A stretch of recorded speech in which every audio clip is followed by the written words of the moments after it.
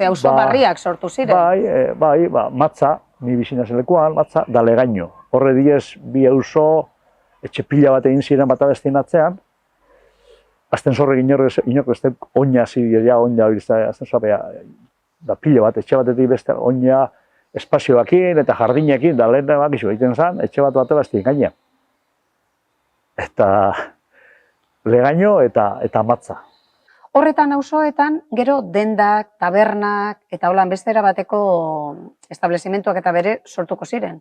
Karo, bai, zapateriak, zantiezonek fruteriak, denda asko sortu ziren, karo, berri zen oso txikia zen, eta denda gutxi zegoen, bai, auzoetan agoratzen ari ni tabernatxoa be bai, gero bai, merceria be bai, nire auzoan, bai, karniseriak, bai.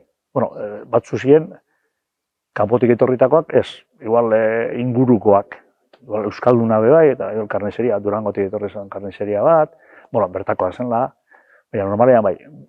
Normalean kanpoko jenteak ondino urte batzu pasau arte ez zuten bertan, karo, dendarek ibiltzen.